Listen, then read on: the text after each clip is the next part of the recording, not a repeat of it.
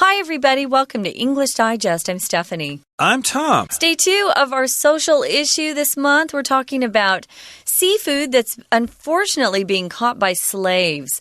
People who have no freedom and are being owned. They're in practical ways. We could just say they're owned. They're a piece of property. And fortunately, some of them have been able to escape.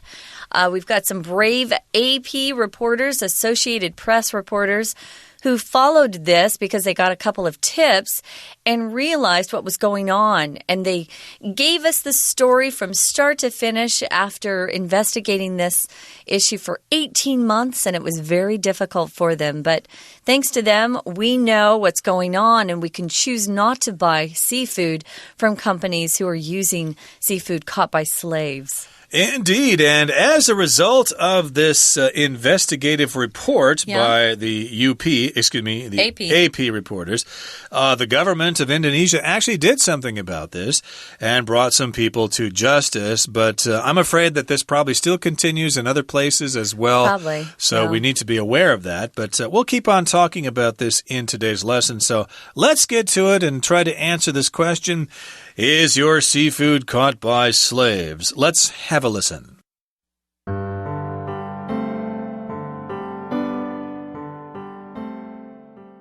After the AP reporters published their findings, there was outrage around the world. Within a few weeks, government officials were sent to Benjina to investigate the matter further.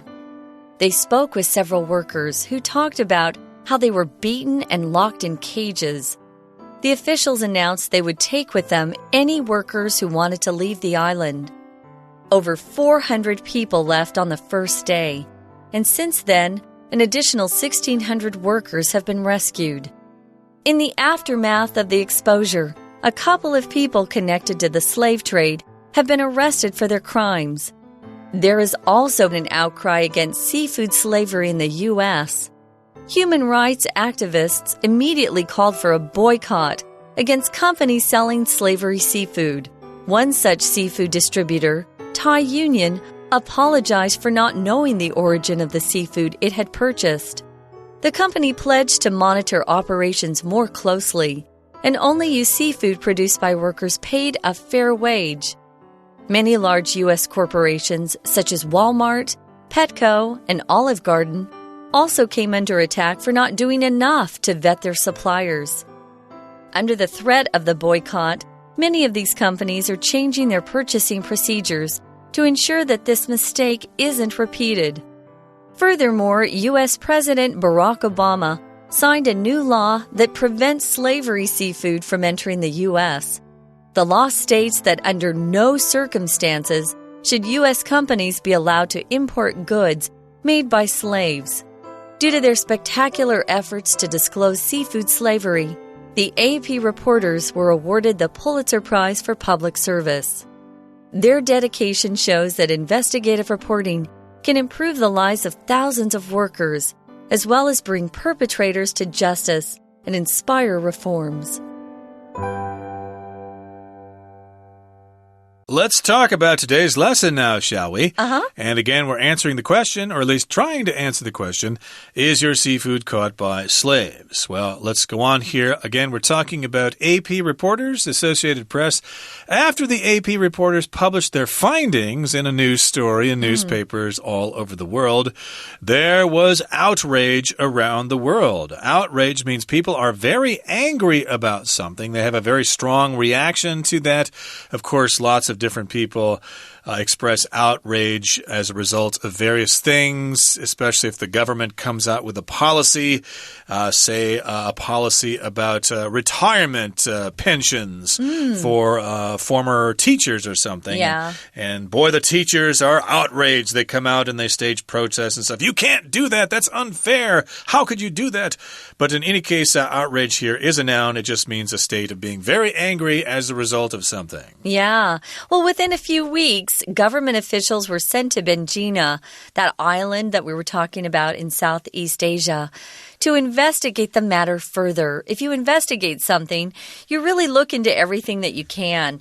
A lot of people, their job is to do investigations. That's the noun form of the word. People like the police and government workers who are trying to make sure things are going along well or being handled properly, they carry out this formal inquiry to discover facts and examine what's going on very, very closely. They want to establish the truth. They want to find out what's really going on. That's what you do when you investigate something. That's the verb. The noun form of investigate is investigation. I could say the police are investigating the murder, or I could say the police are conducting an investigation into the murder. Okay, so in any case here, we've got government officials in Indonesia sent to Benjina to investigate this matter. Hey, what's going on here? And they spoke with several workers. Yeah, can you tell us what's going on? We read this newspaper story, and is it true what they say about what's going on here? And some of these workers did talk about how they were beaten. Wow. And they were locked in cages like animals. That doesn't sound like a lot of fun. I guess they did that so they wouldn't escape. But to me, that's treating somebody like a slave. Absolutely. It sounds like they're dogs being locked in cages. The officials announced they would take with them any workers who wanted to leave the island. So they kind of made this announcement and they said, if you want to leave today, come with us, we'll take you home or take them back to wherever they're from. Over 400 people left on that first day that they made the announcement. And since that time, there's been an additional 1,600 workers who have been rescued. Notice when I read the article initially, I said 1,600. If you ever go to the United States or you go to school in Britain, you're going to hear 1,600. Typically, that's how we would read this number out loud. So get used to practicing those numbers that way. Yeah, it just is shorter to say it that way. 1,600 has a few more syllables than 1,600. Although it would be weird to say like 1600 in Chinese. That's a weird thing to do. But in English, it's fairly natural. 1,600 workers. They have been rescued. And in the aftermath of the exposure, a couple of people connected to the slave trade have been arrested for their crimes. Okay, so this is the aftermath, which refers to basically the consequences of something. What happens as a result of something else? Okay, so this is the aftermath. This is what happened later as a result of this exposure. Exposure just means when something is revealed, particularly this newspaper story about the slave trade in seafood. So in the aftermath, a couple of people connected to the slave trade were arrested, which means the police came and took them to jail, put handcuffs on them, and accused them of crimes and stuff. It sounds to me, though, that some people connected to the slave trade, that's nice, but I'd like to see like the big boss, the head honcho, the big cheese. I'd like to see that guy brought to justice. The one who's making all the big bucks, the lots of money. Now, there was also an outcry against seafood slavery in the U.S. Outcry is when there's a really strong public expression of disapproval or anger over something. So it's the public going, we don't like this, we're unhappy. So they were saying they were really upset about the seafood slavery in the U.S., at least the U.S. companies buying seafood that was being collected by slaves.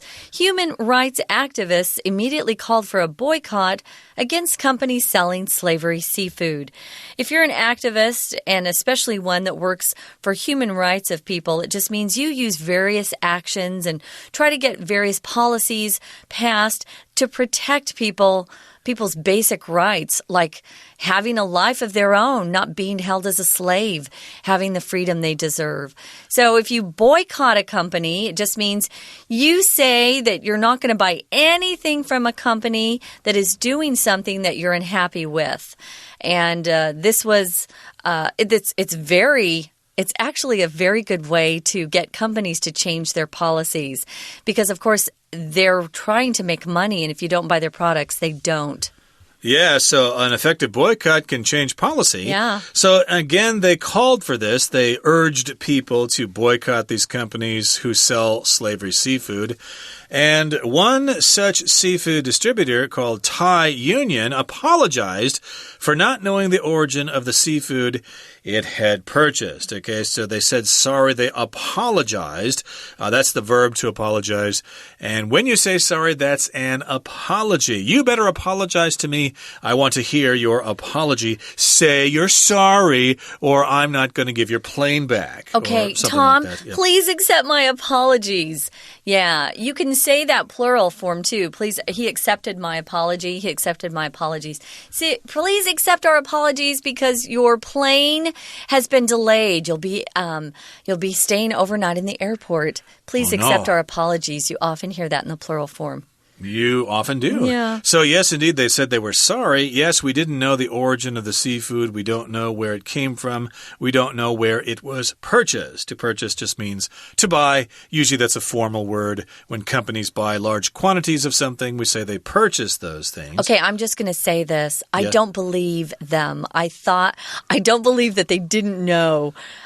Yes, I'm saying they're lying, but that's my opinion.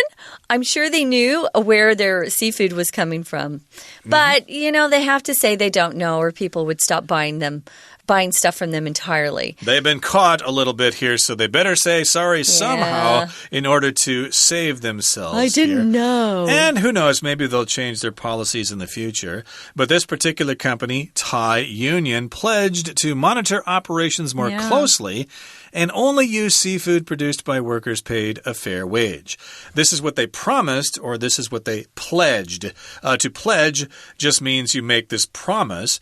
Pledge can also be a noun. To make a pledge, you might pledge some money to a company, for example, or maybe to some kind of charity that you're going to give them some money so that they can help people in need or whatever. Okay, well, that brings us about to the halfway point of today's lesson. We're going to take a little bit of a break right now, so please stay tuned. We'll be right back. 大家好，欢迎收听 English Digest， 我是 Alice。今天我们要阅读的是 Unit 11 Is Your Seafood Caught by Slaves 的第二天课程。今天的文章会探讨奴隶海鲜新闻被报道后，接下来的一些后续效应。文章的第一段提到了美国政府派遣几名官员去班吉纳调查真相，有些奴隶因此得救，而有些相关人士则是被逮捕。我们看到这一段的第一句 After the AP reporters published their findings, there was outrage around the world. 在美联社记者刊登他们的调查结果之后，世界各地都为之愤慨。名词 outrage 是指极度气愤、震惊的意思。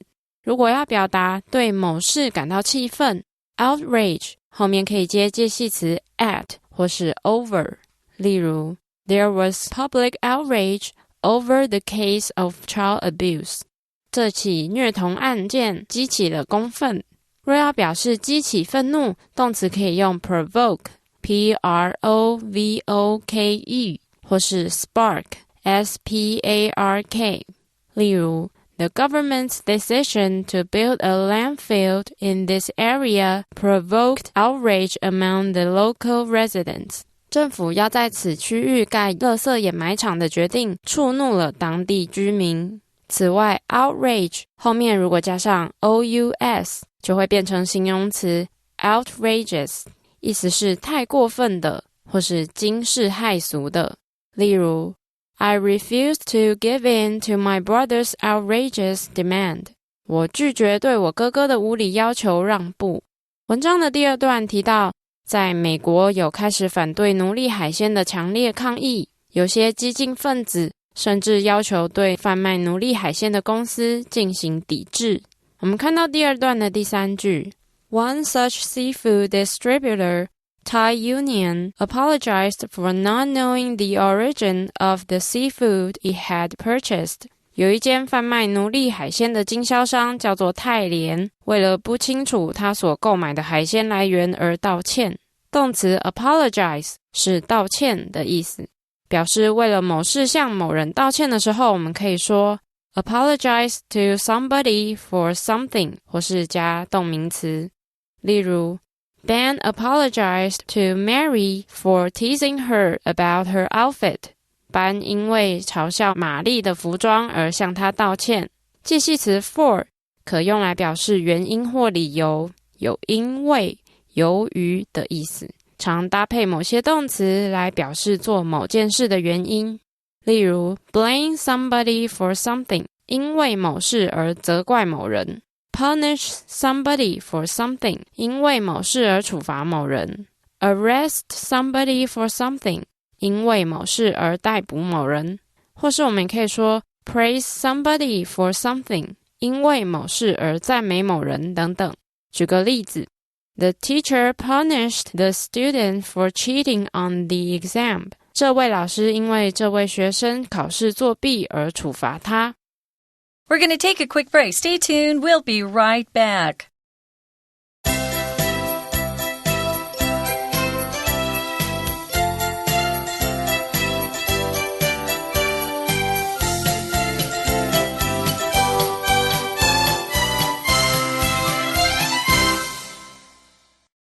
Okay, so again, we're talking about seafood slavery, and we're talking about the aftermath of an investigation by the Associated Press, or AP. They conducted an 18-month investigation into seafood slavery, and they worked pretty hard here.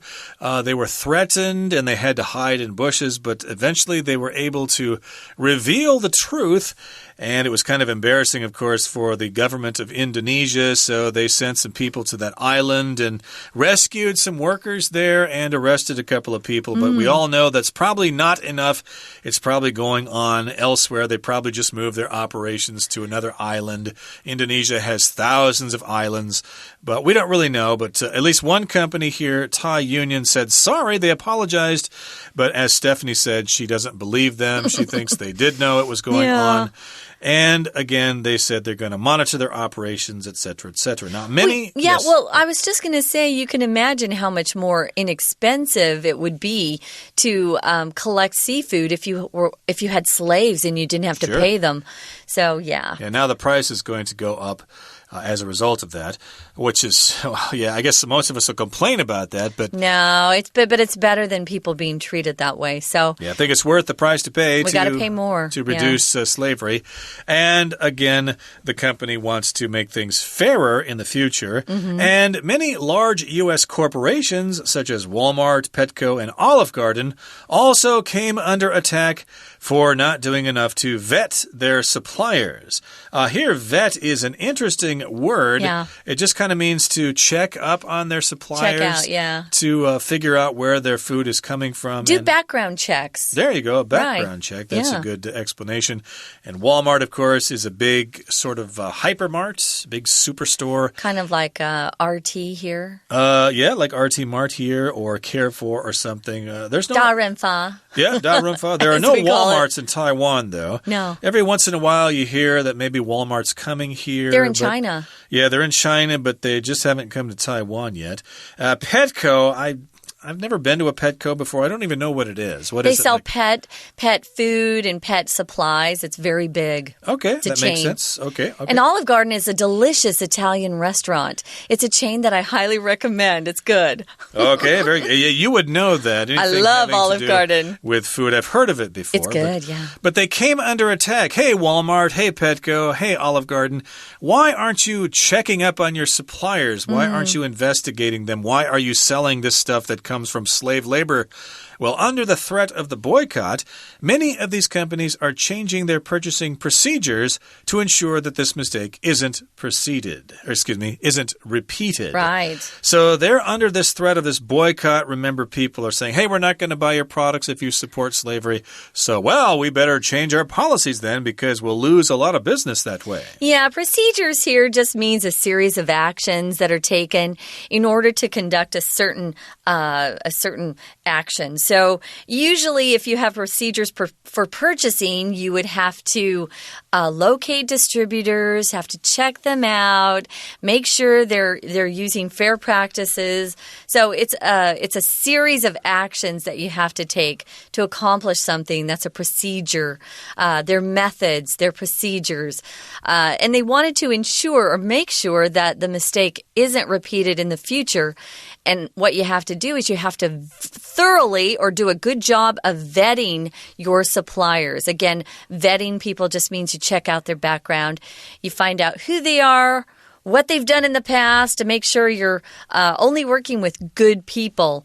If your employer interviews you before they hire you, they vet you. They look at your background. They maybe talk to past employers to find out a little bit more about you. That's the safe thing to do when you're working with people. Now, here's our last paragraph. This is the good news, at least for those in the United States.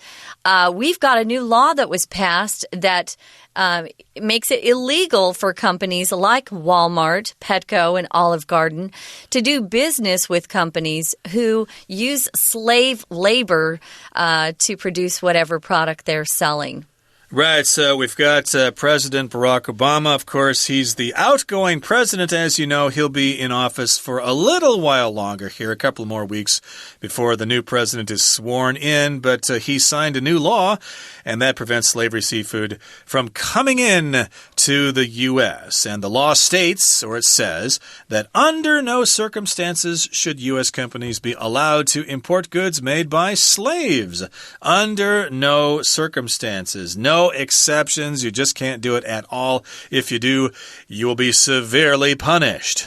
Yeah, that's pretty serious when they say, under no circumstances. My parents would sometimes go out for dinner Friday night and stuff, and they would leave instructions with the kids, and they would say, under no circumstances are you guys to drive the car. This is when we were just about ready to get our driver's license. And we did get caught once when they were out having dinner. We drove the car around for fun. That's naughty. So under no circumstances means you absolutely cannot do something.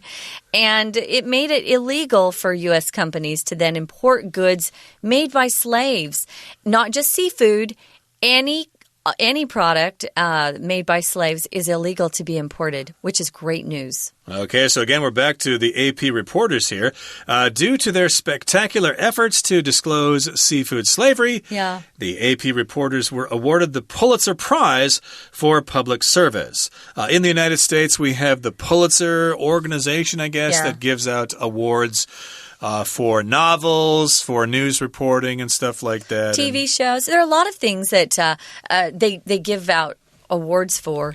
But it's mostly, I would say, based in entertainment, literature, things like that. These, of course, are writers that they're being awarded for their efforts. Yep, and this particular prize was for public service, doing something that benefits everybody in the world. And we're talking about their spectacular efforts. Spectacular usually refers to something that is really great, especially if it's something you can see, but not necessarily. It's big, it's large, it's huge. They had this spectacular success with this report, but spectacular does have spec as its base form there, which has to do with seeing things. Well, that's because long ago, we didn't call them eyeglasses. We called them spectacles that you would put on your face to see things more clearly. But it now is being used for things that you don't necessarily have to see, right? Yeah. Exactly. Just something really great, really big. Wonderful. Yeah. So because of their absolutely fantastic efforts to disclose this, to reveal seafood slavery, they were given the Pulitzer Prize for public service. Hopefully, they won't rest on their laurels. After that, they'll continue to investigate other crimes.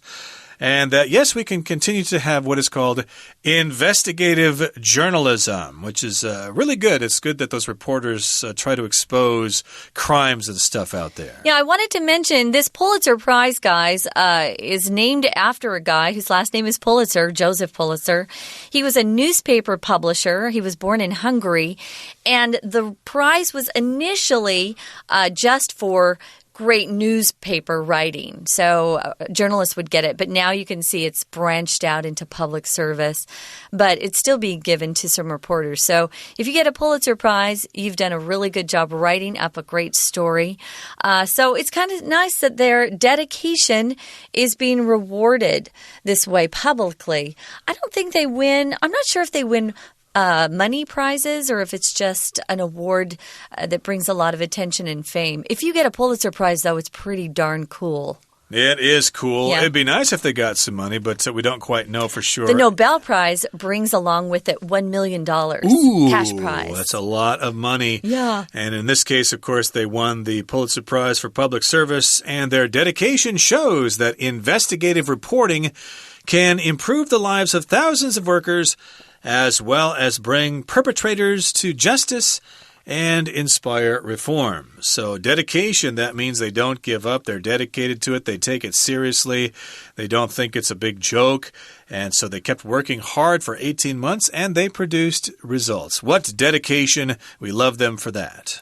So if you bring perpetrators to justice, let's look first at this phrase. To bring someone to justice is a phrase. It just means someone has done something that's wrong and they eventually get punished for it. So they are punished. They don't get away with it, which is great. We want to bring people to justice. Perpetrators are people who have done something illegal or immoral, both. So they've done something wrong. And reforms, of course, are changes that improve things. And this is for sure something that's improved our world. We need less slavery. We know it's still out there, but we got to keep fighting against it. We got to keep investigating it and bringing people to justice. Yeah. Okay, that brings us to the end of our lesson for today. Here comes our Chinese teacher. 文章的最后一段提到，美国总统奥巴马也因此签署了一条新法，防止奴隶海鲜进入美国。我们看到这一段的第二句 The law states that under no circumstances should U.S. companies be allowed to import goods made by slaves. 这项法律规定，美国公司绝对不准进口由奴隶生产的商品。片语 under no circumstances 是绝不的意思，相当于 on no account, by no means。当表示否定的副词或副词片语放在句首的时候，就会形成倒装句。副词或副词片语后面先接助动词或 be 动词，再接主词，再接动词。例如原句是 I will by no means lend you any money. 我绝对不会借你任何钱。倒装后就会变成 By no means will I lend you any money. 其他常见的否定副词或副词片语还有 hardly 几乎不 not until 直到点点点才点点点 seldom 或 little 是很少的意思。例如 Little did it occur to me that my best friend would betray me. 没想到我最好的朋友会背叛我。接着我们看到课文的最后一句的一个片语 Bring somebody to justice 就是将某人绳之以法的意思。Bring 点点点 to 点点点有将某人或某事物带到某种状态的意思。例如 Bring something to life 就是指使某事物实现或成真。Bring something to an end 就是指使某事物结束。例如 It is time that we brought the discussion to an end. 该是我们结束这次讨论的时候了。以上就是今天的课程，谢谢收听。Thanks for joining us, guys. We're out of time, so we got to sign off. We hope you'll be with us soon. For English Digest, I'm Stephanie. And I'm Tom. Goodbye. Bye.